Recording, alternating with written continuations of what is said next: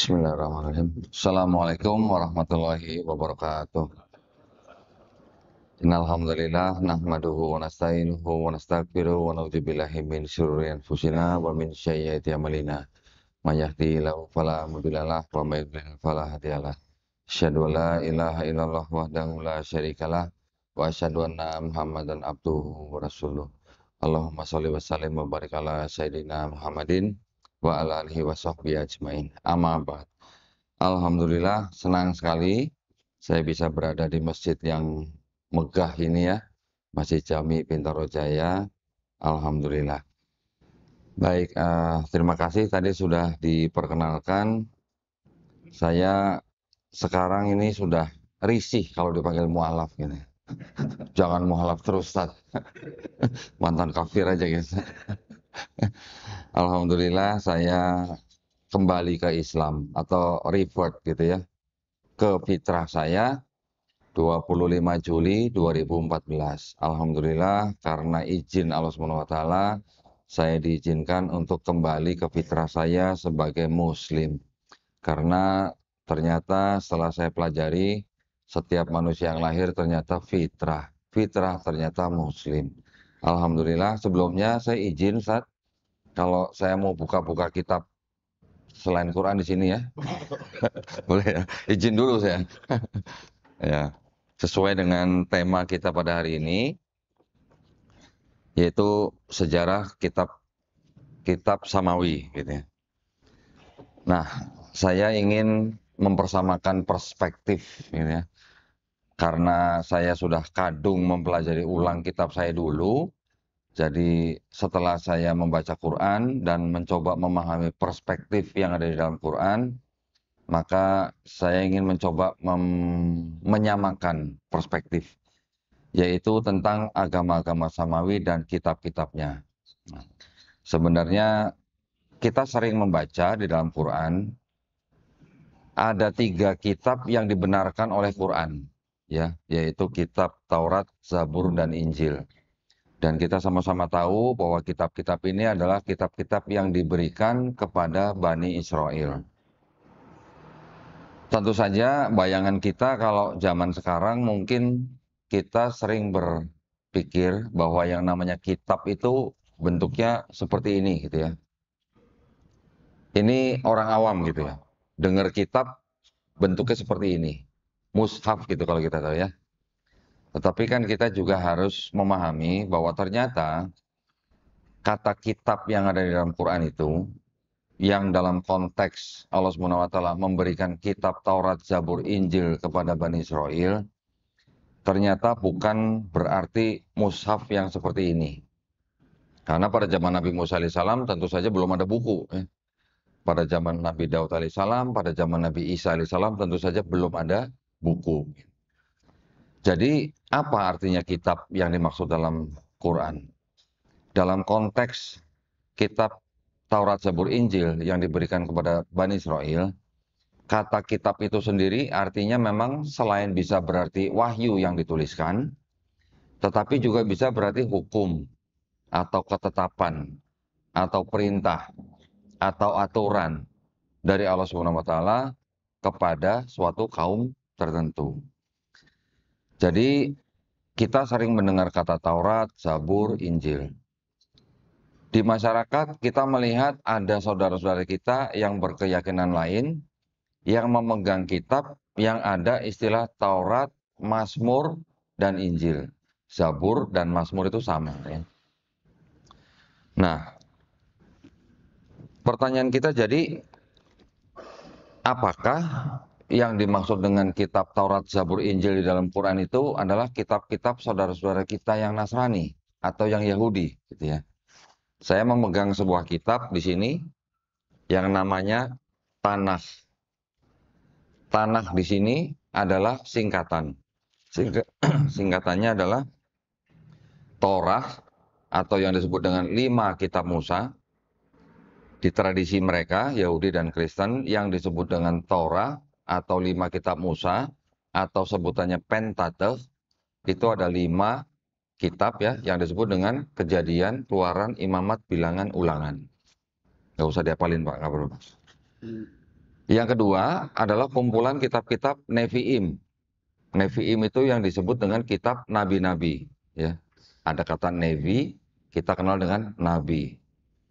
Kitab nabi-nabi ini di dalam kitab mereka berisi kisah nabi-nabi, contohnya seperti Nabi Yeskiel, Yeremia, Yesaya, Hagai, Habakuk, Ayub, Yunus, dan sebagainya. Kelompok kitab yang ketiga disebut dengan Ketuvim. Ketuvim adalah tulisan-tulisan atau writings. Tulisan-tulisan dari orang-orang yang disebut dengan orang bijak atau juga tulisan nabi-nabi. Di antaranya ada kitab Mazmur atau kita kenal dengan sebutan Zabur. Ada kitab Ratapan, ada kitab Kidung Agung, ada kitab Amsal, dan sebagainya. Ketiga kelompok ini di dalam agama Yahudi disebut sebagai Tanakh. Nah, yang disebut sebagai kitab Tanakh ini sejarahnya sebenarnya berasal dari hikayat-hikayat. Ya. Pertama yang Torah, yang 5 kitab Musa. Yang 5 kitab Musa ini berasal dari hikayat-hikayat yang bercerita tentang Nabi Musa dan juga Abraham. Kita kenal sebagai Nabi Musa alaihissalam dan Nabi Ibrahim alaihissalam. Kedua hikayat ini turun kemudian boleh dikatakan disusun gitu ya, disusun oleh orang-orang Israel ketika mereka sedang dalam pembuangan Babel. Nah, Bapak Ibu mungkin tidak terlalu familiar gitu ya dengan kalimat pembuangan Babel. Menurut sejarahnya dan juga menurut kitab ini, orang-orang Israel itu ketika mereka sudah menjadi sebuah kerajaan sepeninggal daripada Nabi Salomo atau Nabi Sulaiman alaihissalam, kira-kira di akhir abad 10 sebelum Masehi, kerajaan Israel yang pertama kali dipimpin oleh raja namanya Saul, diteruskan oleh Nabi Daud atau Raja Daud, kemudian diteruskan oleh Raja Salomo atau kita kenal dengan Nabi Sulaiman alaihissalam. Kira-kira pada tahun 930 sebelum Masehi, kerajaan Israel Utara terpecah menjadi dua, Israel Utara dan Israel Selatan. Israel Utara diisi oleh 10 suku bangsa Israel. Israel Selatan dihuni oleh 2 suku bangsa Israel. 2 suku bangsa Israel ini adalah suku Yehuda dan juga suku Benyamin. Sisanya 10 yang Ruben, Simeon, Lewi, dan sebagainya di Israel Utara. Kira-kira pada tahun 722 sebelum Masehi, Israel Utara dicaplok oleh tetangganya yaitu bangsa Assyria. Sampai kira-kira di awal abad ke-6 sebelum Masehi. Kemudian tahun 597 sebelum Masehi, bangsa Babilonia menguasai Assyria yang sedang bercokol di Israel Utara dan juga menguasai Israel bagian selatan. Jadi seluruh wilayah Israel dikuasai oleh bangsa Babilonia. 1 tahun kemudian, bait suci yang pernah dibangun oleh Raja Salomo atau Nabi Sulaiman alaihissalam, yang kita kenal dengan sebutan Haikal Sulaiman, dihancurkan oleh bangsa Babilonia, oleh Raja Nebukadnezar kedua. Kemudian bangsa Israel dibawa ke Babilonia, ya, dibuang atau diungsikan ke Babilonia. Ada teori yang mengatakan bahwa tidak semua bangsa Israel dibawa ke Babilonia. Ada salah satu kelompok orang Israel yang menamakan dirinya adalah kelompok Samaritan. Samaritan ini dipercaya sebagai keturunan Raja Yusuf atau Nabi Yusuf alaihissalam yang tinggal di bagian Israel bagian utara, ya. Nama daerahnya kita kenal dengan sebutan Samaria. Kenapa saya sebutkan ini? Karena nanti akan ada 2 versi Torah, ya. Kalau yang Tanakh ini ada 3 kelompok, Torah, Nevi'im, Ketuvim. Nanti akan ada tandingan daripada Torah yang di dalam sini. Jadi Torahnya orang Yahudi atau bangsa Israel itu ada 2 versi. Yang pertama Torah yang ini yang dipakai oleh orang-orang Israel dari kalangan Yerusalem atau Yudea. orang-orang Samaritan ini juga punya Torah yang versi Samaritan, ya. Isinya hanya 5 kitab yang tadi saya sebut, Kejadian, Keluaran, Imamat, Bilangan, Ulangan. Antara Torah yang ada di dalam kitab tanah ini dengan 5 kitab Musa yang dimiliki oleh orang-orang Samaritan, di dalamnya itu kalau kita bandingkan, itu ada kira-kira 6.000 perbedaan. 6.000, ya. Jadi tidak sedikit gitu. Ada yang mungkin di dalam Torah ini ada kalimatnya, di yang Samaritan ada yang kosong. Sayang saya nggak bawa bukunya nih. Oke, saya lanjutkan. Jadi kira-kira 596 bait suci dihancurkan, bangsa Israel dibuang ke Babilonia, kemudian kira-kira akhir abad ke-6 sebelum Masehi, sekitar 530-an, bangsa Persia menyerang Babilonia, mengalahkan Babilonia, kemudian bangsa Israel dikembalikan ke tanah Palestina. Setelah dikembalikan ke tanah Palestina, bangsa Israel baru diperbolehkan lagi untuk membangun bait suci. Jadi disebutnya bait suci yang kedua, gitu ya. Itu dibangun kira-kira tahun 512 sebelum Masehi. Mungkin beda setahun 2 tahun dari catatan sejarawan. Kemudian ketika bangsa Israel dikuasai oleh Persia, sampai kira-kira tahun 322 sebelum Masehi, datanglah bangsa Yunani. Bangsa Yunani menguasai semua daerah Mediterania, termasuk Persia, Babilonia, Assyria, Palestina, Mesir, bahkan sampai ke Eropa bagian selatan. Maka masuklah yang namanya era budaya Helenisme.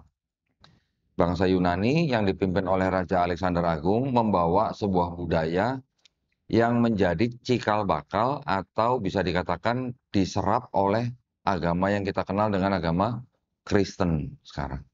Kristen ya, bukan Nasrani ya. Kalau Nasrani yang kita kenal di dalam Quran, memang itu berkaitan dengan pengikut Nabi Isa alaihissalam dari kota Nazaret. Itu pendapat yang lebih kuat. Gitu ya.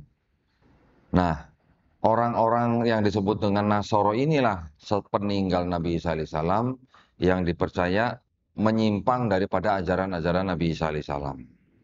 Nah, kemudian setelah bangsa Israel di bawah penguasaan bangsa Yunani dari 322 sebelum Masehi digantikan oleh bangsa Romawi di tahun 63 sebelum Masehi, ya, di pertengahan abad pertama.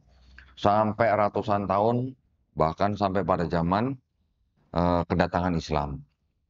Nah, pada saat-saat itulah, pada tahun 450 sebelum Masehi, ya, ketika bangsa Israel sudah kembali dari Babilonia, tersusunlah kitab ini yang disebut dengan Tanakh.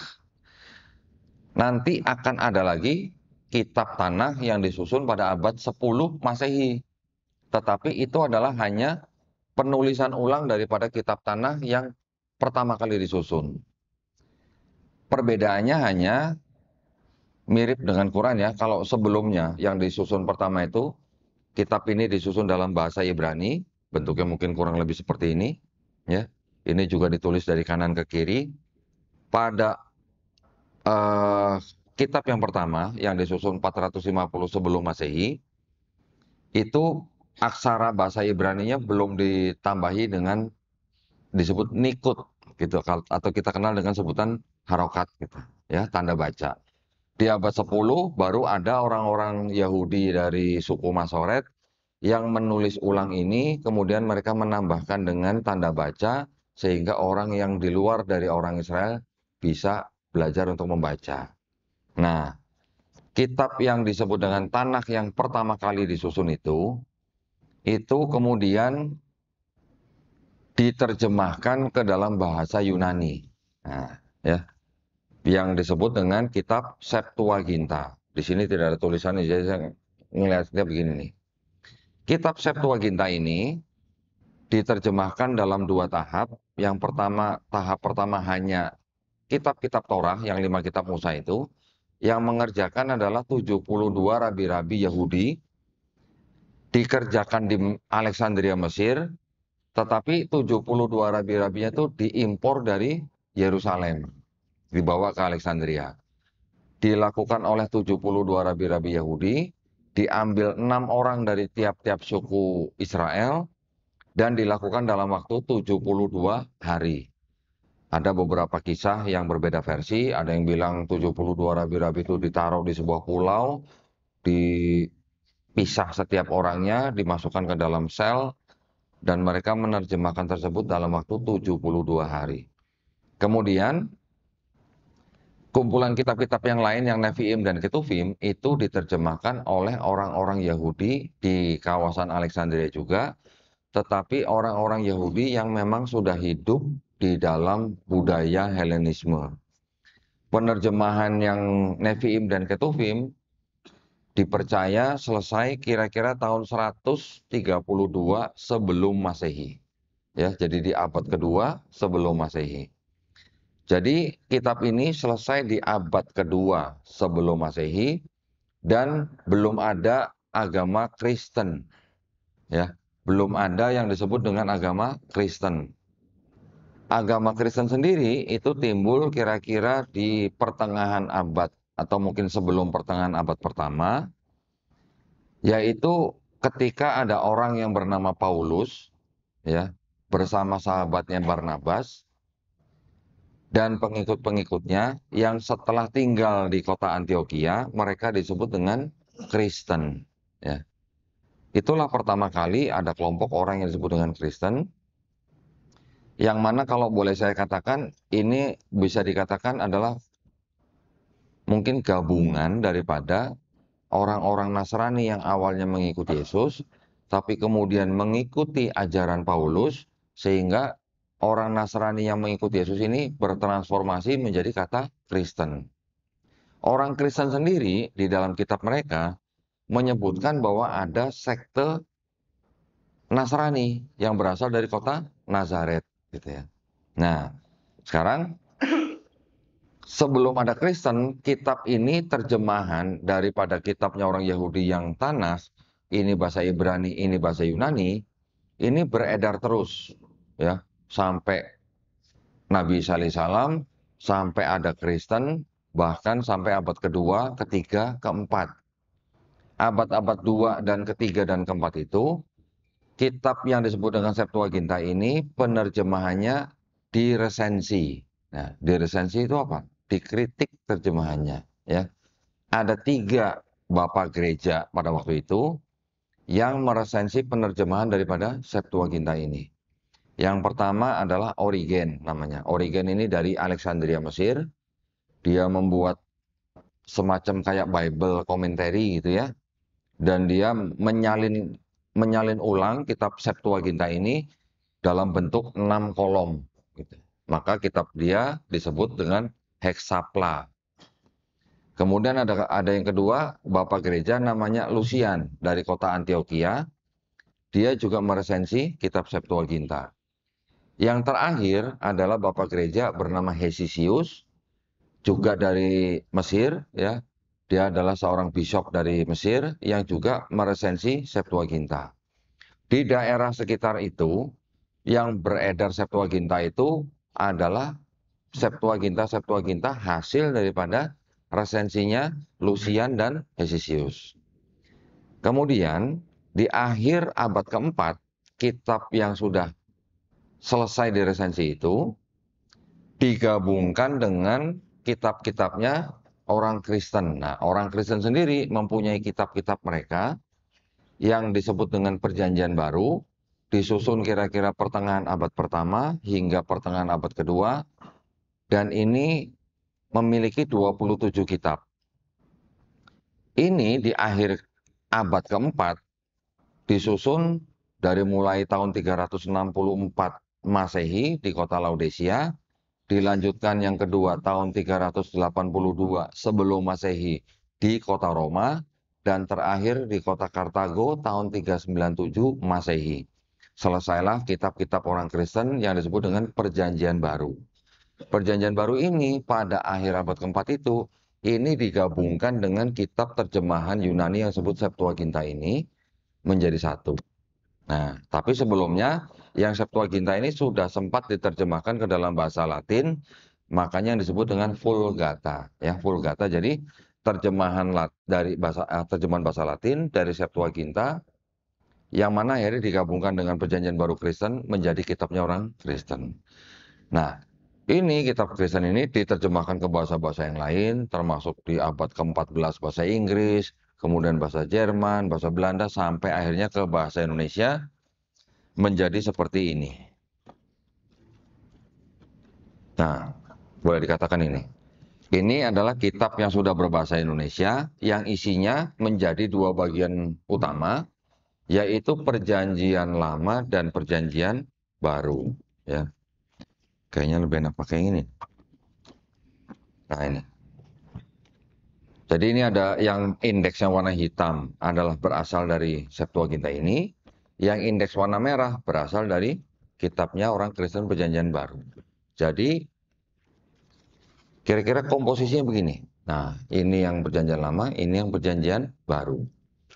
Masalahnya di mana? Kalau orang Kristen menggunakan kitabnya orang Yahudi, ya. Yang menjadi masalah adalah orang Kristen kenapa menggunakan kitab yang Perjanjian Lama ini? Karena orang Kristen setelah kitab ini diresensi, kitab ini menjadi seolah-olah berbicara tentang kedatangan Yesus di kitabnya orang Kristen. Kok bisa begitu? Karena orang Kristen menafsirkan kitab ini dengan terjemahan yang sudah diresensi, menjadikan kitab ini seolah-olah berbicara akan nubuat Yesus. Ya. Jadi orang penulisnya Perjanjian Baru ini banyak sekali mengutip dari kitab ini, sehingga seolah-olah ini sedang berbicara tentang Yesus di kitabnya orang Kristen. Itu yang terjadi. Ya. Nah, sekarang pertanyaan kita dengan topik kita hari ini. Sebelum saya membicarakan kitab-kitab agama Samawi, saya ingin menegaskan gitu ya, bahwa kita sering mendengar bahwa agama Samawi itu ada tiga, ya. Yahudi, Kristen, Islam. Sebagai orang Islam, bapak-bapak yang ada di sini nih, sebagai orang Islam, menurut bapak-bapak agama Samawi itu ada berapa, Pak? Satu, wow, satu. Alhamdulillah. Sebagai orang Islam, kita harus berani bahwa yang disebut dengan agama Samawi itu cuma satu, cuma Islam. Kalau orang-orang yang mengatakan agama Samawi ada tiga, itu adalah orang-orang dari kalangan akademisi. Ya, mereka boleh ngomong begitu, agama Samawi ada Yahudi, Kristen, Islam. Tetapi kita sebagai orang Islam, kita harus berani mengatakan bahwa agama Samawi itu cuma satu. Apa? Islam. Kenapa? Karena kalau kita ikut perkataan orang-orang akademisi yang bilang agama Samawi ada tiga, berarti kita sedang menentang kalimat atau ayat inna dina indallahil Islam. Gitu maksud saya. Mudah-mudahan bapak-bapak sepemahaman dengan saya. Ya, ini dari istilah agama Samawi dulu nih. Gitu. Sekarang kalau kita masuk ke dalam kitab-kitab agama Samawi, seperti tadi saya katakan bahwa di masyarakat kita melihat kitab yang namanya, tulisannya apa nih, Tan? Namanya tuh tulisannya di sini adalah Alkitab. Ya. Tulisannya besar, Alkitab. Saya sebagai orang yang sudah mempelajari ulang kitab ini, dan juga saya sudah mempelajari Islam, dan juga saya sudah menggunakan akidah Islam, maka saya menghimbau bapak-bapak yang ada di sini. Saya menghimbau bapak-bapak kalau ngelihat begini jangan sebut ini sebagai Alkitab. Kenapa, Pak? Kira-kira kenapa? Karena Al-Quran kita kata lainnya juga Alkitab, betul nggak, Pak? Nah, karena Al-Quran kita juga disebut Alkitab, maka jangan kita sebut ini sebutan Alkitab. Sebut saja apa, Pak? Bible. Ya, Bible itu dalam bahasa Inggris. Modern dikit gitu, Pak. Kita kasih sebutan bahasa Inggris saja. Paling jauh Holy Bible gitulah. Ya. Orang Kristen nanti juga ada bikin kitab yang perjanjian baru mereka disebut dengan ini, ditulis dengan ini. Kitab suci Injil. Saya juga menghimbau bapak-bapak yang ada di sini, jangan sebut kitab ini Injil. Kenapa? Karena di Quran kita juga ada sebutan Injil kan? Ada berapa Injil, Pak, di Quran, Pak? Ada yang tahu, Pak? Ada yang tahu? Ada berapa Injil yang disebut dalam Quran? Hah? Satu. Cuman satu kan? Apa kitab Injil? Yaitu wahyu yang diturunkan Allah Subhanahu wa taala kepada Nabi Isa alaihissalam untuk Bani Israel pada zaman itu. Setuju nggak, Pak? Berarti cuma satu yang disebut dengan kitab Injil. Wahyu yang diterima oleh Nabi Isa alaihissalam itu disampaikan kepada Bani Israel, itu yang menjadi hukum, ketetapan, aturan, perintah dari Allah Subhanahu wa taala untuk Bani Israel pada zaman Nabi Isa alaihissalam. Pada zaman Nabi Musa alaihissalam, wahyu yang diturunkan yang berisi ketetapan, hukum, perintah, dan aturan dari Allah Subhanahu wa taala itu disebut sebagai Taurat gitu, yang diberikan melalui Nabi Musa alaihissalam. Jadi, kalau kita paham bahwa di Quran Injil cuma satu, di sini Injil banyak, Pak. Di sini ada Injil Matius, Injil Markus, Injil Lukas, Injil Yohanes gitu. Berarti di sini yang ada di dalam kitab mereka ini ada yang disebut dengan 4 Injil. Oleh mereka disebut Injil gitu. Nah, saya juga menghimbau bapak-bapak jangan sebut Injil. Karena yang kita tahu, yang kita imani adalah Injil yang diberikan kepada Nabi Isa alaihissalam. Betul kan? Tetapi pertanyaannya, apakah ini wahyu yang diterima oleh Nabi Isa alaihissalam? Di sini ada 4 nih. Injil Matius, Markus, Lukas, Yohanes. Bahkan dulu ada kitab-kitab yang zaman dulu, ya, dalam bahasa Inggris ataupun bahasa Indonesia, Gospel according to Matthew, Gospel according to Mark, Gospel according to Luke, Gospel according to John. Diterjemahkan ke bahasa Indonesia jadi apa? Injil karangan Matius, Injil karangan Markus, Injil karangan Lukas, Injil karangan Yohanes. Nah, kita taunya Injil kan cuma satu. Bagaimana ceritanya ada Injil Matius, Injil Markus, Injil Lukas, dan Injil Yohanes? Itu maksud saya. Jadi kita harus menggunakan kacamata Quran di dalam melihat kitab-kitab saudara kita yang Kristen. Ya. Jangan mudah percaya, ini Injil yang diterima oleh Nabi Isa alaihissalam. Gitu. Nanti dulu. Gitu. Kita orang di kota nih harus paham yang begini-ginian nih. Tetapi apakah teman-teman saudara-saudara kita yang ada di daerah tahu hal itu? Gitu. Ya. Maka itu ya yang penting yang harus kita informasikan kepada saudara-saudara muslim kita dimanapun berada, jangan mudah menerima ini sebagai Injil. Kitab ini, Pak, dibuat oleh kalangan Kristen memang sengaja, Pak, untuk apa? Untuk dibagikan ke orang-orang Islam. Gratis, Pak. Nggak usah bayar. Diberikan kepada keluarga-keluarga Islam, kebanyakan malah di kampung-kampung, di desa-desa. Di dalam kitab ini, kalau yang ini Pak ya, ditulis Nabi Isa alaihissalam itu sebagai tulisannya apa? Namanya Yesus Kristus. Tapi kalau yang di sini, mereka menggunakan kata atau nama siapa? Isa Al-Masih. Nah, nanti misionaris akan bilang ke orang-orang Islam, nih lihat sama nih. Nabi Isa alaihissalam atau Nabi Isa apa di sini Isa Al-Masih sama dengan Nabi Isa Al-Masih yang di Quran. Nah, nanti dibujuk untuk baca. Ini yang mereka lakukan, Pak. Saya ada satu kitab lagi yang juga ikut dibagikan kepada orang-orang Islam. Ini kalau sekilas, Pak ya, sekilas ya, dari jauh, Pak. Mirip Quran nggak, Pak? Tampilan depannya. Mirip kan? Tapi tulisannya apa? Kitab suci Injil. Ini juga dibagikan ke orang-orang Islam. Ya. Itu cara mereka untuk menyebarkan agama mereka. Nah, sekarang kita tadi sudah tahu, kita sudah mengetahui definisi bahwa agama samawi buat kita orang Islam hanya ada satu, yaitu Islam. Tetapi pertanyaannya apakah kitabnya orang Yahudi yang ini dan kitabnya orang Kristen yang ini apakah ini yang disebut dengan Taurat, Mazmur atau Zabur dan Injil yang disebut dalam Quran? Nah, kan itu pertanyaannya, gitu ya. Kalau kita tidak mempelajari sejarah daripada terbentuknya kitab ini, kapan ditulis, siapa yang kira-kira menulis, di mana ditulis, kita bisa dengan mudah mengakui bahwa inilah Taurat, inilah Zabur, inilah Injil. Bisa begitu, Pak. Tapi kalau kita tahu kapan disusun, siapa yang nulis, isinya apa, ada perubahan apa, ada kontradiksi apa, itu jauh. Ya, itu akan membuat kita, oh ini bukan Taurat, Zabur, Injil yang dimaksud oleh Quran. Gitu. Alasan-alasannya apa? Nah, seperti tadi saya katakan, kitabnya orang Yahudi yang Tanakh ini disusun kira-kira tahun 450 sebelum Masehi. Nabi Musa alaihissalam hidupnya abad ke-15, abad 14 sebelum Masehi. 1000 tahun dari ini jaraknya. Berarti apakah mungkin ini yang menulis Nabi Musa alaihissalam? Tidak mungkin. Tradisinya orang Yahudi mengatakan 5 kitab Musa yang nulis Nabi Musa.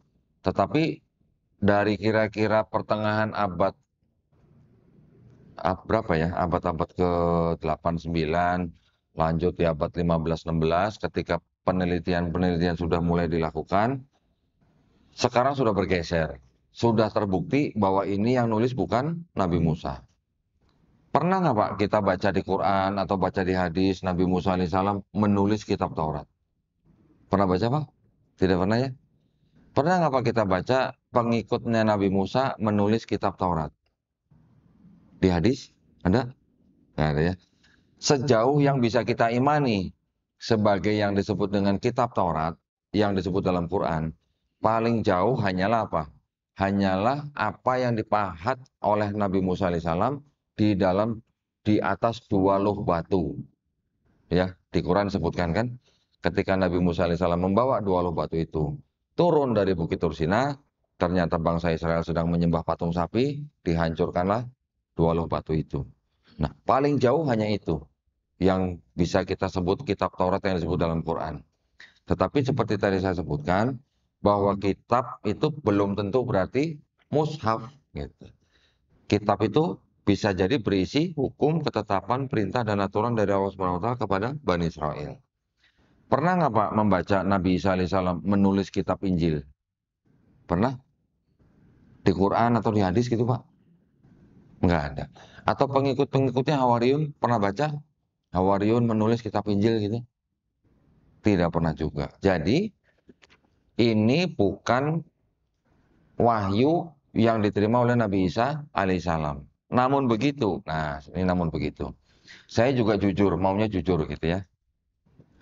Di dalam kitabnya orang Yahudi dan juga di dalam kitabnya orang Kristen, saya berani mengatakan bahwa masih ada yang disebut dengan kebenaran. Artinya ayat-ayat di dalam 2 kitab ini yang masih berkesesuaian dengan Quran. Ya, buktinya mana? Di dalam kitabnya orang Yahudi yang sudah menjadi perjanjian lamanya orang Kristen ini. Nah, sekarang saya mendingan bicaranya dari sini nih. Kalau kita bagi 2 nih ya. Di dalam kitabnya orang Kristen tapi yang disebut dengan perjanjian lama yang berasal dari kitabnya orang Yahudi. Ini masih ada ayat-ayat yang berbunyi begini Pak. Shema Israel, Adonai Elohenu, Adonai Ehad. Ada yang familiar nggak Pak? Adonai Elohenu, Adonai Ehad. Nah, kita sering membaca, bahkan mungkin tiap hari kita baca. Qul huwallahu ahad. Ada ahad bahasa Arab, ada ehad bahasa Ibrani. Itu sama artinya. Jadi itu adalah sebenarnya bisa dikatakan kalimat syahadatnya Nabi Musa alaihissalam pada zaman bangsa Israel dikeluarkan oleh Nabi Musa alaihissalam dari Mesir. Ya. Artinya apa? Shema Israel, Adonai Elohenu, Adonai Ehad. Dengarlah hai bangsa Israel, Tuhan kita, Tuhan itu Esa. Itu artinya. Ya. Itu ada di surat, saya sebutnya surat ya biar bapak-bapak familiar nih ya. Itu ada di dalam surat Ulangan pasal 6 ayat 4. Kemudian ada ayat lagi di dalam Bilangan pasal 23 ayat 19. Dikatakan apa? Tuhan bukan manusia. Tuhan bukan anak manusia. Sama nggak Pak dengan lam yalid walam yulad? Sama. Kemudian dikatakan lagi apa? Di dalam Keluaran pasal 9 ayat 14. Tidak ada sesuatu apapun yang serupa dengan aku, Tuhan, di bumi. Sama nggak Pak dengan walam yakullahu kufuwan ahada? Ada yang sama gitu. Ya. Nanti ada lagi ayat di dalam Keluaran 33:20. Tidak ada manusia yang dapat melihat aku. Ya. Nanti ada lagi di 1 Raja-Raja 8 ayat 27. Langit yang menguasai segala langit, berarti langitnya kan banyak, ya kan? Kita mengenal 7 langit. Ternyata di dalam kitab ini langit yang menguasai segala langit, berarti langitnya tidak satu kan? Langit yang menguasai segala langit tidak dapat memuat engkau, Tuhan maksudnya. Masuk nggak, Pak? Kita juga begitu kan? Kita tahu ada hadis yang mengatakan bahwa bumi dibandingkan dengan langit pertama hanya seperti cincin yang dibuang di padang pasir. Langit pertama plus bumi dibandingkan dengan langit kedua juga sama seperti cincin dibuang di padang pasir. Begitu seterusnya sampai langit ketujuh, sampai Sidratul Muntaha. Digabungkan semua, dibandingkan dengan arsy-Nya Allah aja seperti cincin dibuang di padang pasir. Lah ini Allah Subhanahu wa taala beristiwa di atas ars. Berarti besarnya kalau dibandingkan dengan bumi itu seperti apa gitu. Bagaimana bisa muat gitu. Nah, makanya di kitabnya yang Perjanjian Lama juga ada ayat yang mengatakan langit yang menguasai segala langit tidak dapat memuat engkau. Kemudian ada lagi ayat bunyi begini. Hosea 11 ayat 9 juga mengatakan hal yang sama. Tuhan bukan manusia.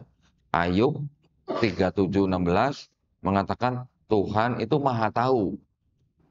Ayub 9:32 mengatakan Tuhan bukan manusia. Nanti ada lagi surat Maliaki pasal 3 ayat 6 mengatakan Tuhan tidak berubah. Nah, ini adalah akidah yang ada di dalam Perjanjian Lama milik orang Yahudi yang sudah diterjemahkan dari Ibrani ke Yunani, kemudian diterjemahkan ke bahasa lain. Itu akidahnya di sini. Walaupun di dalam kitabnya orang Yahudi ini pun juga terdapat banyak kontradiksi. Ada juga ayat yang diubah-ubah. Makanya ketika kita membaca Quran surat Al-Baqarah, mereka mengubah-ubah dan mengatakan ini berasal dari Allah. Dan mereka menjual dengan harga yang murah. Buktinya dari sini, buktinya dari sini. Saya bisa tunjukkan nanti apa yang dirubah. Ya, itu mungkin bahasan lain. Masuk ke dalam kitabnya orang Kristen yang disebut dengan Perjanjian Baru, kita bisa bedakan lagi. Nah, yang tadi saya sebut Injil Matius, Injil Markus, Injil Lukas, Injil Yohanes, itu adanya di dalam 4 surat. Ya, ini bagian dari Perjanjian Baru. 4 surat ini menceritakan tentang kehidupan Yesus. Dari dia mulai lahir, remaja, kemudian tiba-tiba hilang, tiba-tiba diceritakan lagi ketika Yesus berusia 30 tahun. Yang 12 tahun sampai 30 tahun tidak diceritakan. Ada pendeta yang bilang Yesus lagi sekolah gitu katanya. Ada lagi nanti pendeta bilang Yesus jadi tukang kayu, ada. Ya, pokoknya selama tidak tertulis ya sudah kita tidak usah menerka-nerka lah ya. Karena dokumen primernya Kristen ya cuman ini gitu. Di luar ini mereka tolak gitu. Nah, di dalam 4 surat ini yang diceritakan tentang Yesus itu, walaupun diceritakan Yesus dibunuh dan disalib, tetapi kalau kita baca ya dengan kacamata Islam, ternyata apa yang diajarkan Yesus di sini tidak jauh daripada ajaran Islam. Dan apa yang dilakukan Yesus juga tidak jauh dari apa yang kita lakukan sekarang. Yesus diceritakan usia 8 hari disunat. Yesus diceritakan berpuasa. Yesus diceritakan tidak meniadakan hukum Taurat yang ada di sini. Kalau tidak meniadakan hukum Taurat, berarti dia hidup di bawah hukum Taurat. Kalau dia hidup di bawah hukum Taurat, berarti dia tidak makan babi, berarti dia juga sholat, berarti dia juga wudhu dan sebagainya, sama seperti yang ada di sini. Apa yang dilakukan bangsa Israel. Terlepas daripada siapa yang disalib di dalam kitab ini, ya kita tidak mengimani bahwa Nabi Isa AS disalib atau dibunuh. Tapi yang diceritakan di salib itu jenazahnya diturunkan dari salib dan dikafani.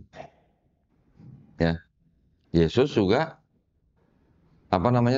sujud, sholat ini sujud, sunat, puasa, tidak makan babi dan dikafani.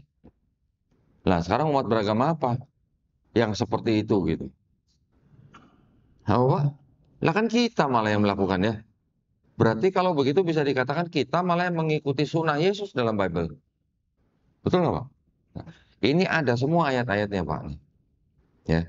Tetapi ketika kita melihat bagian terakhir yang saya pisah di sini, ini yang disebut dengan surat-surat rasul-rasul, termasuk surat Rasul Paulus. Gitu. Ya. Di dalam kitab Perjanjian Baru, kalau kita gabungkan lagi, total ada 27 buku atau 27 surat. Yang 13 itu surat dari Paulus. 27, ini 13 Paulus. Jadi separuhnya tuh tulisan Paulus. Dari 27 surat, separuhnya ajaran Paulus. Nah, sekarang apakah yang diajarkan Paulus ini sama dengan yang diajarkan oleh Yesus? Ini yang harus kita ketahui nih, gitu. Ya. Ternyata yang diajarkan Paulus di sini berbeda dengan yang diajarkan Yesus di 4 surat ini.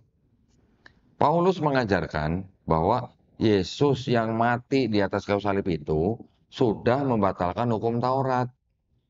Sedangkan Yesus di Matius 5 ayat 17 mengatakan, jangan kamu menyangka aku datang untuk meniadakan hukum Taurat. Aku datang bukan untuk meniadakan hukum Taurat, tapi untuk menggenapinya. Sebelum langit dan bumi runtuh, tidak ada satu iota pun dihilangkan dari hukum Taurat. Iota itu huruf terkecil dalam hukum Taurat, dalam bahasa Ibrani. Ya. Yesusnya bilang tidak meniadakan hukum Taurat. Paulusnya bilang Yesus yang mati di atas kayu salib itu membatalkan hukum Taurat. Kan berbeda. Berarti seolah-olah Yesus difitnah dengan apa? Karena sudah mati di atas kayu salib, dia membatalkan hukum Taurat. Padahal Yesus tidak pernah bilang, nanti kalau saya disalib, saya akan membatalkan hukum Taurat. Nggak ada kalimat begitu. Ya. Karena itulah saya bisa mengatakan bahwa Kristen yang kita lihat sekarang itu sebenarnya adalah pengikut Paulus, penyembah Yesus. Mereka bukan pengikut Yesus, yang pengikut Yesus malah orang-orang Islam. Nanti kalau saya ngomong Yesus Muslim, ada yang protes, Pak. Iya, nanti orang Kristen ada yang protes. Kalau kalian bilang Yesus Muslim, kok kenapa kalian nggak dibaptis? Ya kan? Di sini memang diceritakan Yesus dibaptis. Orang Islam dibaptis nggak, Pak? Hah? Baptis nggak, Pak? Baptis. Kapan kita dibaptis, Pak? Bukan. Kalau kita lagi junub, nah itu kita mandi junub, nah itu baptis.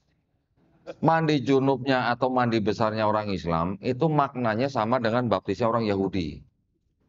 Orang Yahudi melakukan baptis dengan cara mencelupkan diri ke kolam, membasahi seluruh tubuh, itu maknanya sama dengan mandi besarnya orang Islam. Ya, walau alam ya, di Arab Saudi kan air lebih susah daripada di Yerusalem ya.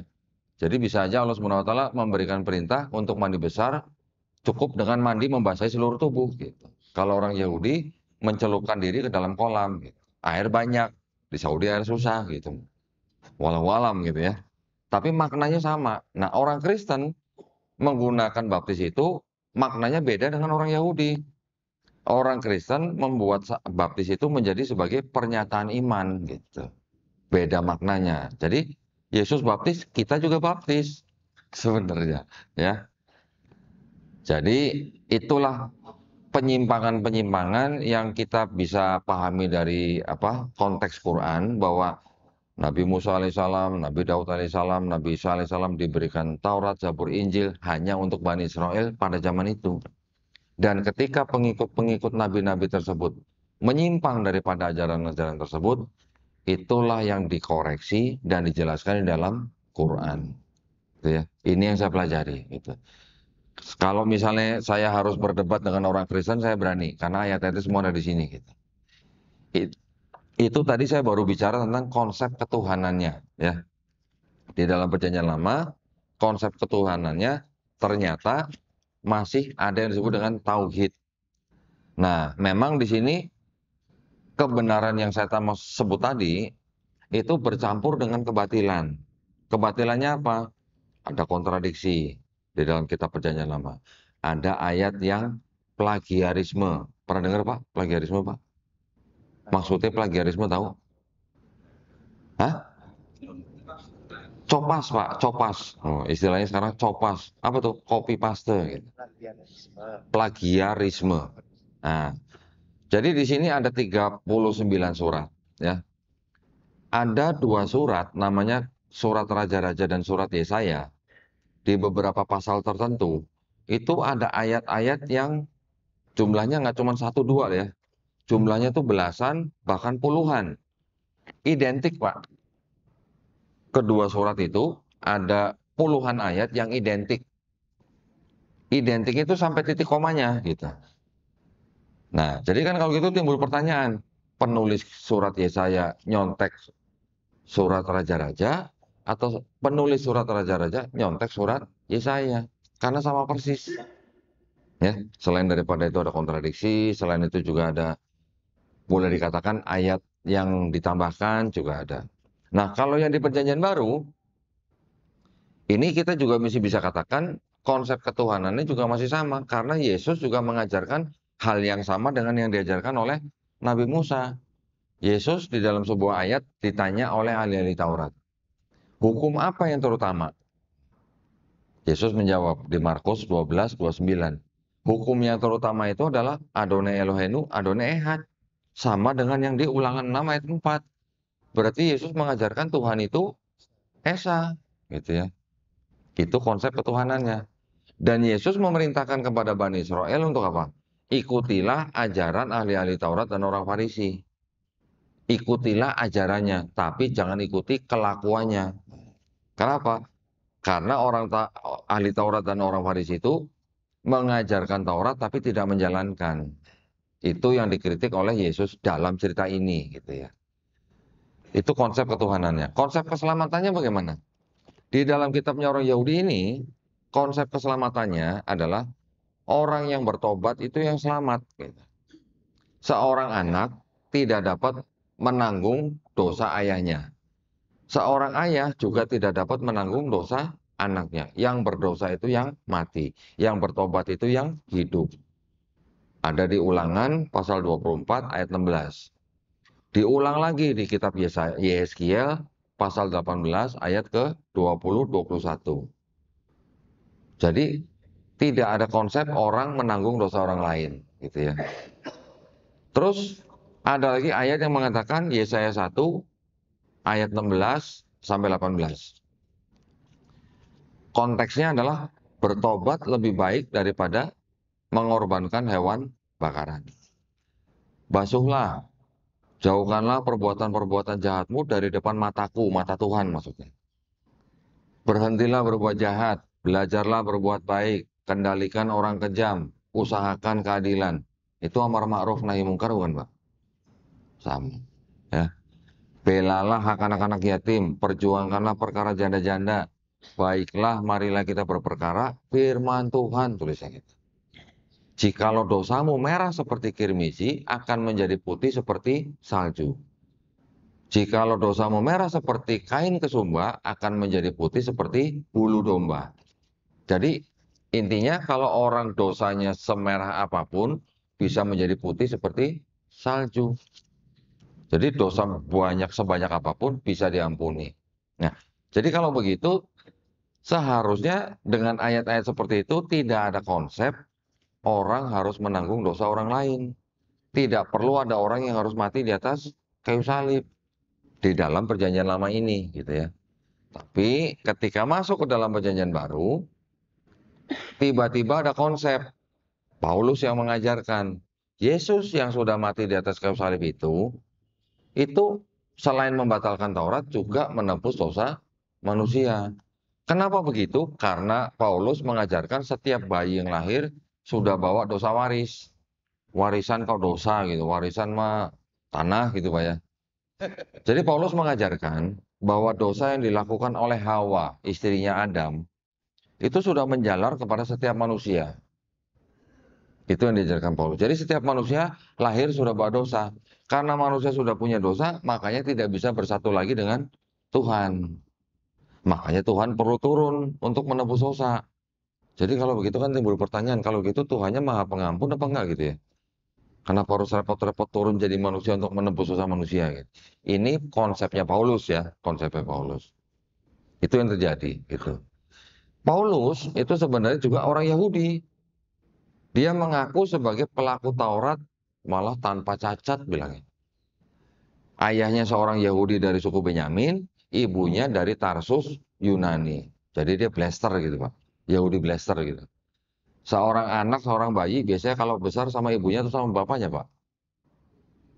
Ibunya. Ibunya orang Yunani. Jadi walaupun dia mengaku sebagai pelaku Taurat, karena dia tumbuh besar di bawah ibunya yang berbudaya Helenisme, bisa dikatakan ajaran itu akhirnya terpengaruh atau terpapar oleh ajaran atau budaya Helenisme.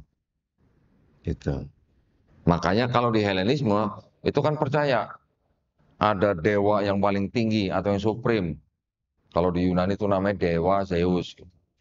Di bawahnya dewa Zeus ada dewa-dewa yang lebih rendah. Ada dewa perang, dewa angin, dewa laut, dan sebagainya. Nah, dewa-dewa ini, terutama dewa Zeus ini, bisa punya anak dari manusia dan bisa punya anak dari dewi-dewi yang lain. Dewa Zeus punya anak dari dewi, apa namanya saya lupa. Punya anak namanya Dewi Helen. Nanti punya anak dari dewi lain, punya anak namanya Hermes, gitu. Punya anak dari manusia namanya Perseus.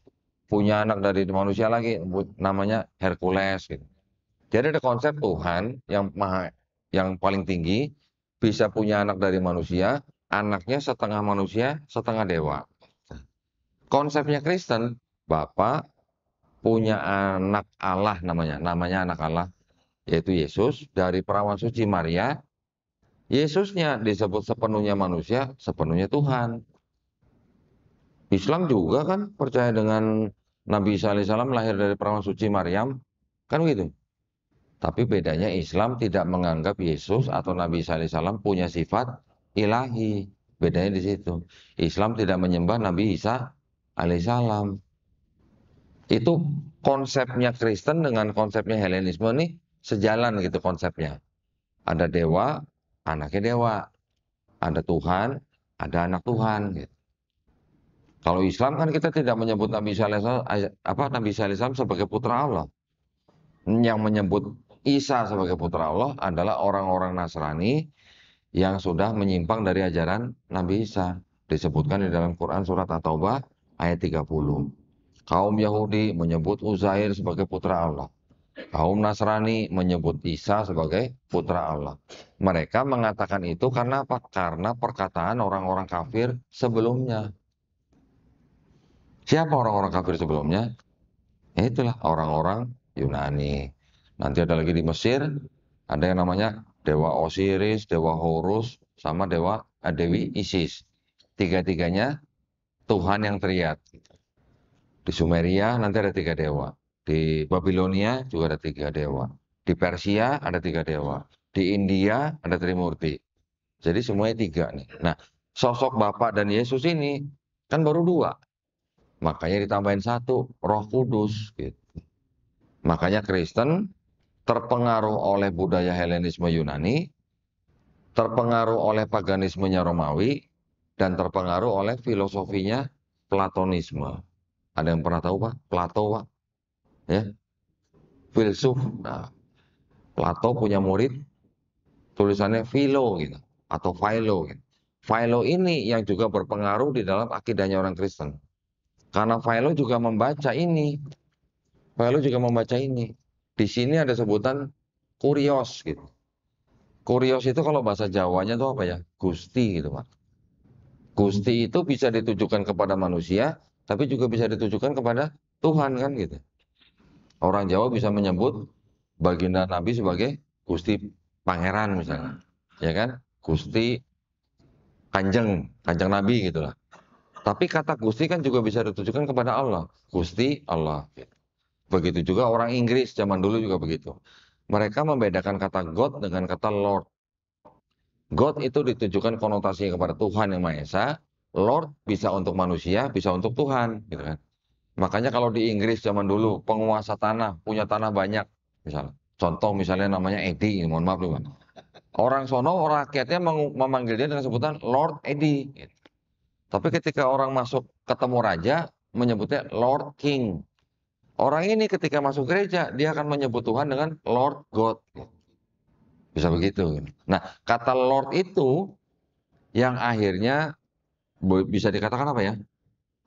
Ke dalam kitabnya orang Kristen yang bahasa Indonesia menjadi kata apa? Tuhan. Gitu. Ya, yang harusnya Tuhan diterjemahkan menjadi Tuhan. Yang harusnya kata Tuhan itu mewakili kata God, di kitabnya bahasa Indonesia ditulis atau diterjemahkan dengan kata apa? Allah. Tulisannya Allah, Pak. Saya bacanya Allah, Pak, karena di dalam sini nggak ada tasdid, Pak. Karena nggak pakai tasdid, saya bacanya Allah. Jadi orang Kristen Indonesia, Malaysia menggunakan kata God yang di bahasa Inggris itu dengan sebutan Allah. Malaysia juga pakai kata Allah. Dulu pernah dituntut, Pak, sama orang Kristen sendiri malah, kelompok lain. Nggak usah pakai kata Allah. Allah itu di dalam kamus besar bahasa Indonesia artinya nama Tuhan dalam bahasa Arab.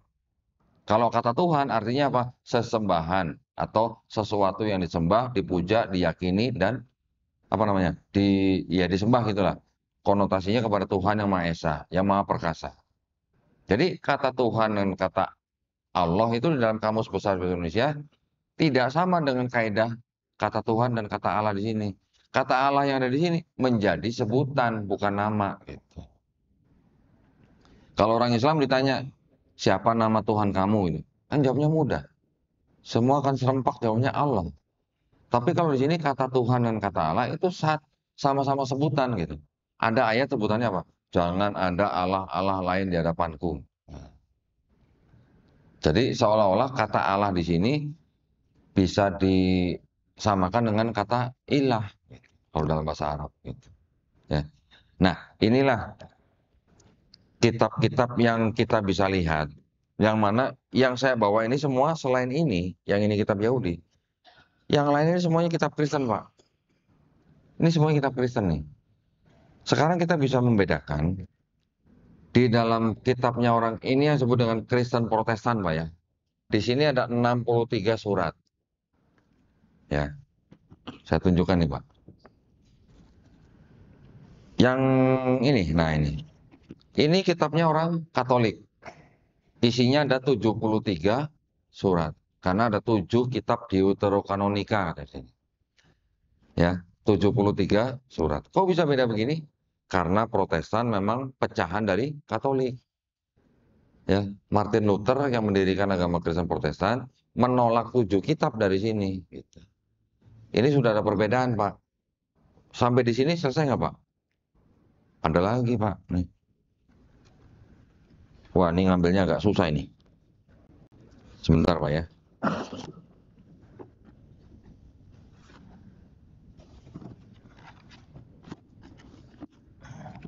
Ini lama-lama yang saya bawa jadi makin banyak nih.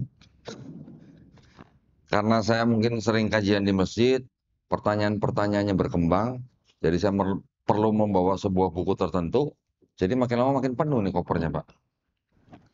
Ini Protestan, ini Katolik, ini Kristen Ortodoks. Isinya berapa surat? 78 surat. Ya. Ini kitabnya Kristen Ethiopia.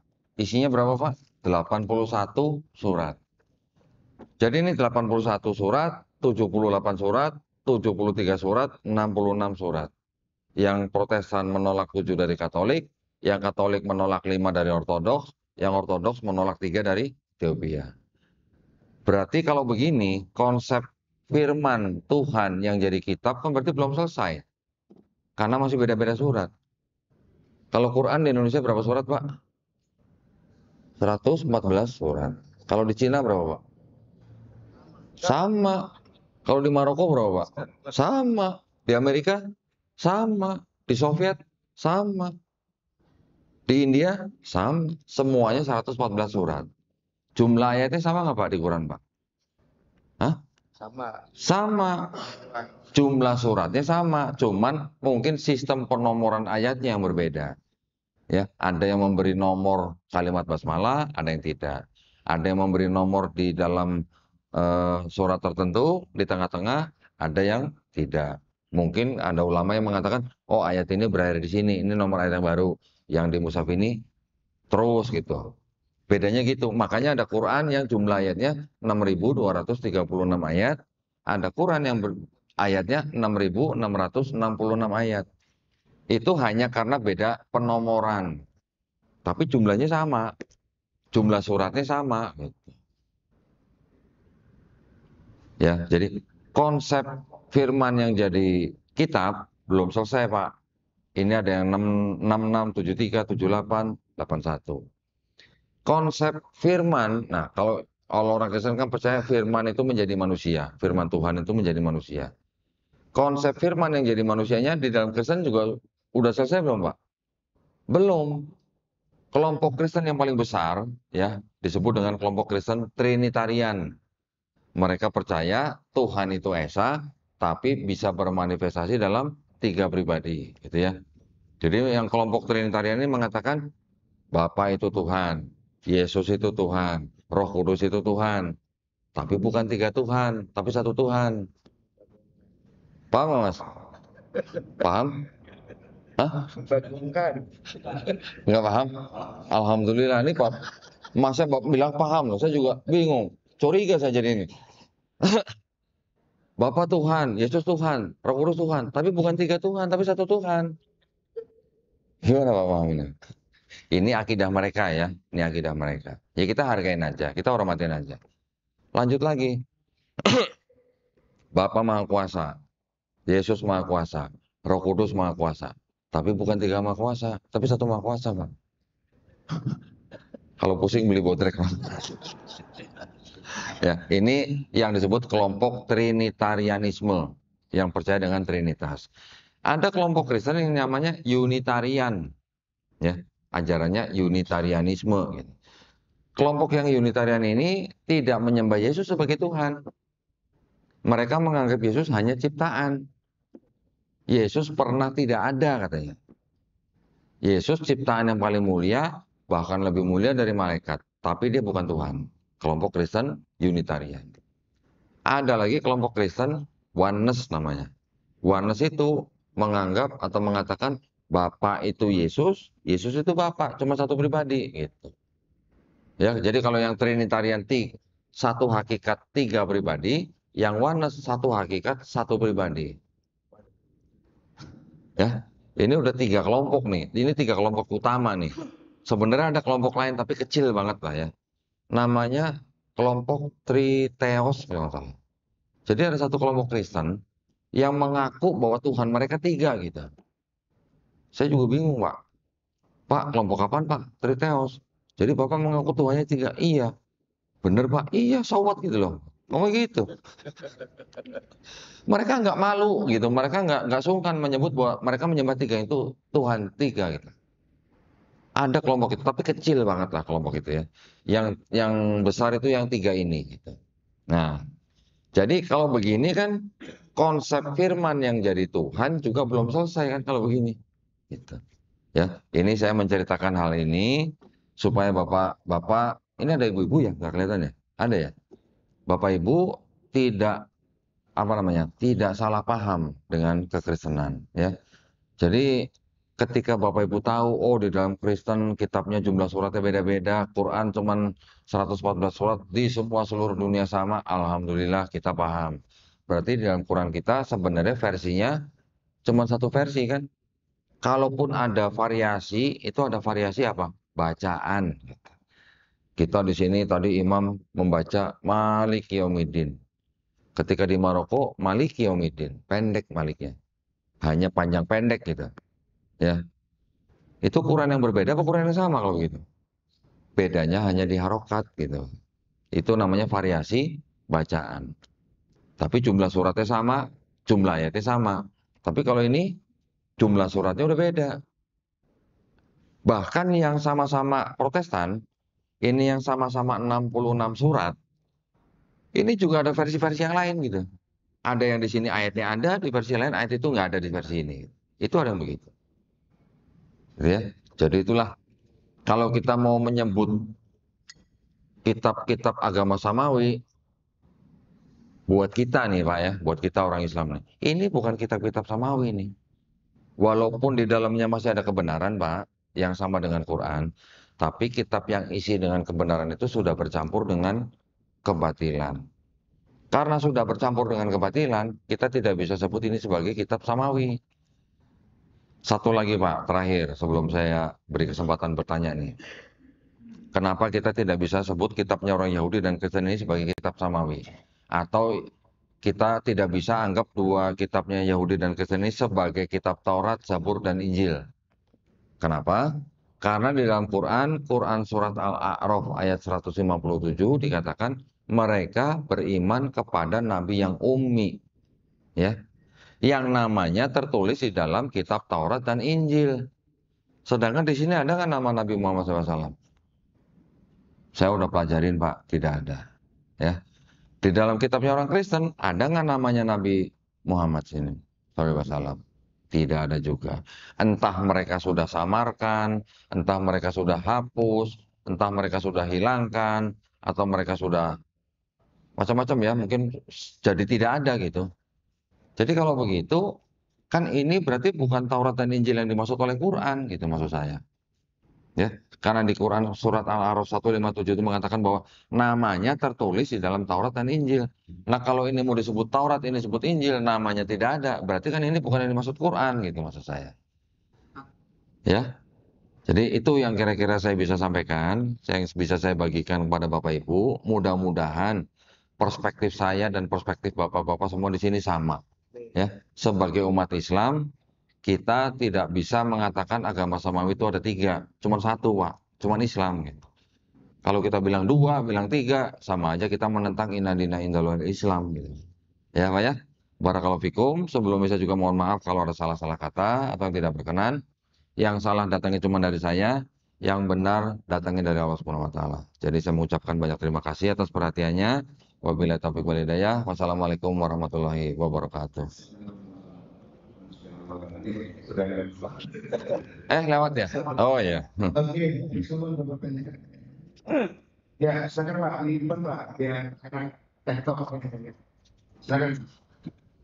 Ya, enak tektok ini.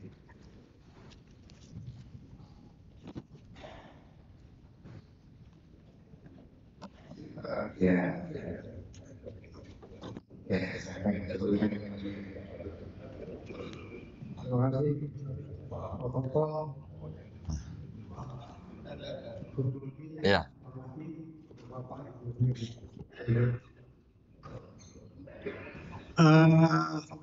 Saya sering mengikuti yang disampaikan oleh Pak Dodi melalui beberapa media ya. Alhamdulillah. Dan saya termasuk pengagum Bapak juga. Nah, saya ingin bertanya, bukan bertanya ya, bertanya lah. Yang pertama adalah saya pernah mendengar Pak Dodi itu nulis buku. Nah, itu apakah sudah dipublikasikan dan sudah di... Oh, Masya Allah. Mohon maaf Pak, tadi saya lupa perkenalkan. Nah ini bukunya Pak. Ada di depan. Bapak nanti bisa beli Pak. Oke. Saya bawa nggak banyak. Kebetulan dari sini saya langsung ke Bandung, jadi saya juga bawa. Itu juga bisa Bapak peroleh nanti di belakang. Ya. Nah, Makasih. buku ini Pak, isinya itu kontradiksi Pak. Ya. Kontradiksi hanya yang di perjanjian baru ini aja. Ya. Kok nggak sekalian yang perjanjian lama juga? Karena ada aturan di dalam sini Pak. Ya. Tidak boleh mengutip ayat kitab ini kalau untuk komersial 500 ayat. Ya. Untuk non komersial 1000 ayat. Jadi saya bikin volume-volume gitu Pak. Ya. Supaya nggak dituntut sama ini gitu. Terima kasih. Ya. Nah, yang kedua mengenai agama samawi. Menurut Kodoni tadi secara akademik itu bapak-bapak akademis mengakui itu. Ya. Nah, ini menarik menurut saya Pak. Sebagian besar kita itu apalagi dalam Al-Quran yang saya baca itu bahwa memang kita mengakui Taurat, Injil dan Zabur dan sebagainya itu kan gitu. Nah, untuk validitasnya ya ini barangkali dari pengurus ini bisa memfasilitasi suatu dialog ya supaya lebih terbuka ya. Pak Dodi kan sudah menjelaskan tadi referensinya di dalam Al-Quran. Mungkin bapak-bapak dari akademisi itu juga mempunyai referensi juga. barangkali.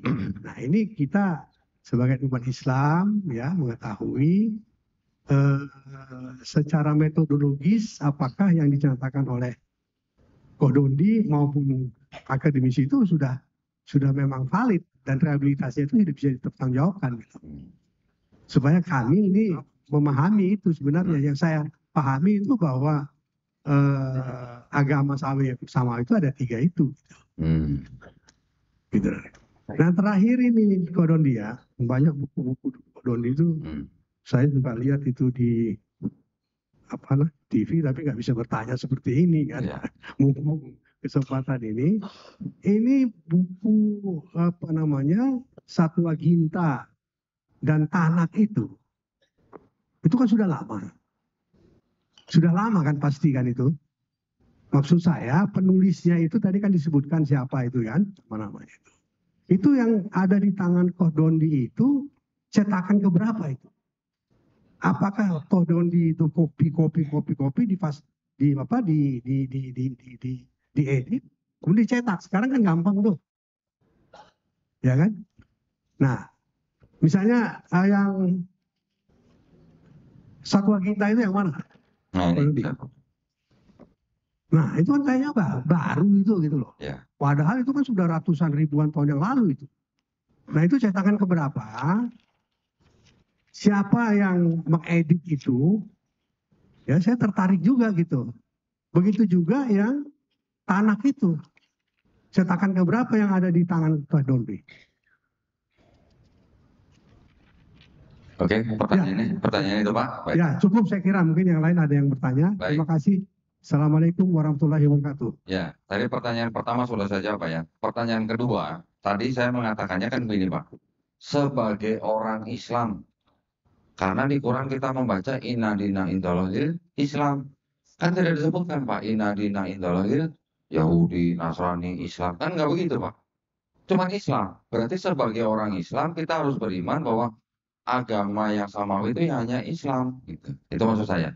Itu dalam pandangan perspektif Muslim gitu Pak. Orang Islam. Orang akademisi mau mengatakan bahwa yang disebut agama samawi, Yahudi, Kristen, Islam, itu ranahnya beda Pak. Gitu. Kalau akademisi ini kan ranah istilahnya ranah ilmiah atau apa ya namanya berdasarkan sejarah gitu misalnya. Tetapi kan kalau kita bilang kita sebagai orang Islam, agama samawi cuma satu, itu kan dasarnya dari akidah kita Pak. Keyakinan kita gitu. Itu kan tidak perlu menimbulkan gesekan dengan orang-orang agama lain gitu. Nah, sekarang kita juga ingin begini. Bapak pernah mendengar ada orang Islam bilang semua agama sama? Ada Pak? Kira-kira Bapak setuju nggak Pak? Ya. Kalau saya tanya Bapak, agama Islam itu agama yang paling benar atau agama yang benar Pak menurut Bapak? Benar. Paling benar? Berarti ada yang benar yang lain? Ada. Ada. Kalau Bapak bilang paling benar, berarti ada agama lain yang benar Pak? Ada. Enggak kan saya tanya Bapak. Ada Pak. Ada. Saya tanya Bapak, sebagai orang Islam, Islam itu agama yang paling benar atau yang benar Pak? Orang lain ada benar. Saya nggak nanya menurut orang lain, menurut Bapak sebagai orang Islam, berarti Bapak mengakui ada agama lain yang benar? Bukan, jangan melihat mendengar mereka Pak. Saya tanya Bapak sebagai orang Islam, menurut Bapak Islam itu yang paling benar atau yang benar?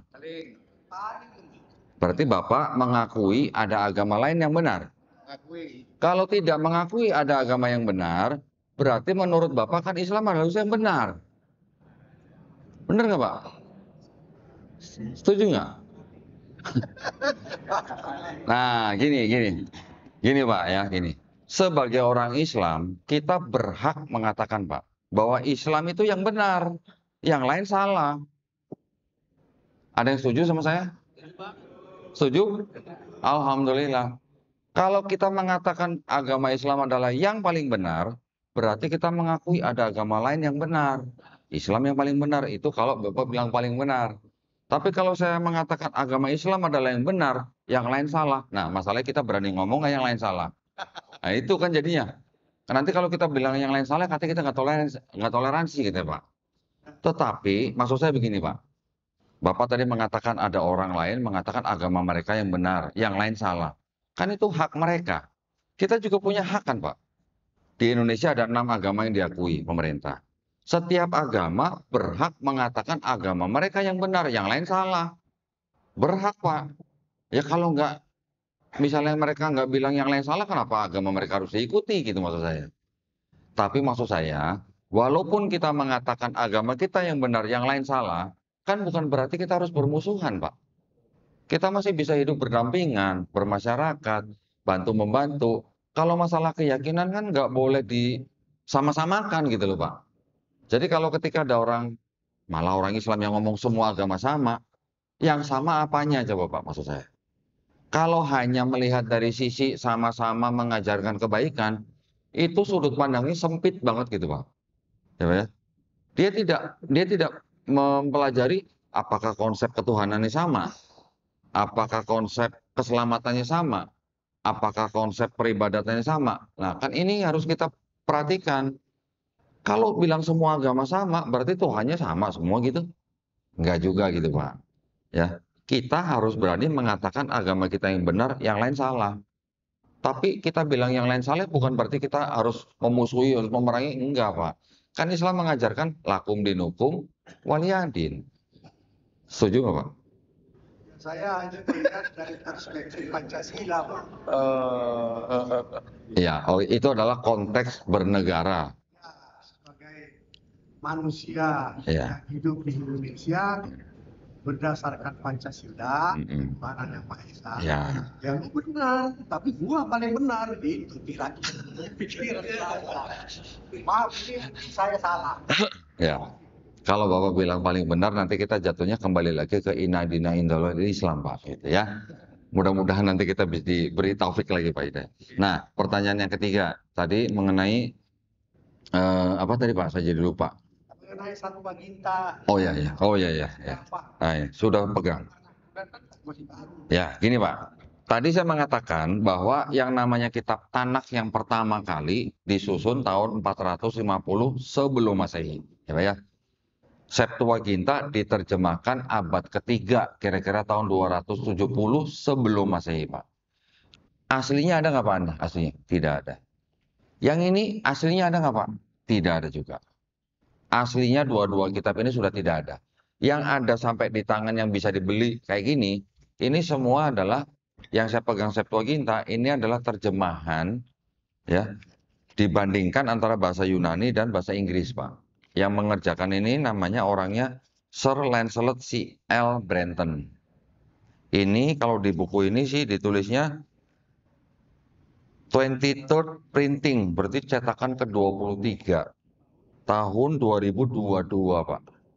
22, cetakan ke-23. Oh, banyak banget ini.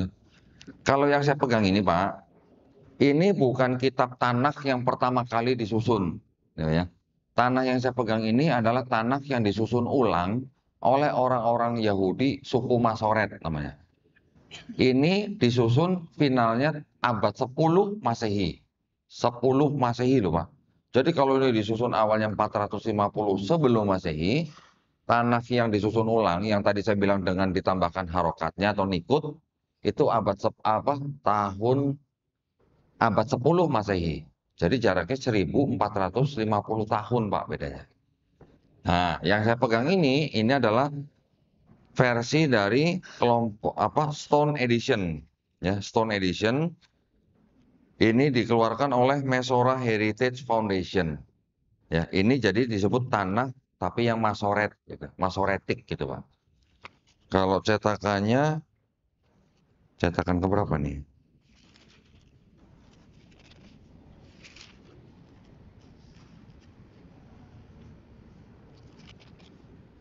Saya kok nggak lihat nih cetakan berapa nih. Harusnya mungkin ada, Pak. Tapi saya nggak lihat. Nah, tapi maksud saya, kita harus bisa bedakan mana Tanakh yang pertama disusun yang dijadikan Septuaginta, mana Tanakh yang disusun ulang ditambahkan nikut atau tanda baca. Ya, yang saya pegang ini adalah yang abad 10 Masehi. Yang abad 5 sebelum Masehi sudah hilang. Yang Septuaginta asli abad ketiga sudah hilang. Ini semua adalah Boleh dikatakan ini adalah salinan-salinan yang sudah dicetak ulang, ditulis ulang, bukan dicetak, ditulis ulang, Pak. Ya, dari mulai abad kedua, ketiga, keempat yang tadi saya sebutkan, ada Origen, Lucian, Hesisius. Warisannya ini, Pak. Gitu ya, Pak ya. Terima kasih, Pak. Semoga menjawab pertanyaan, Pak. Ya, silakan yang lain.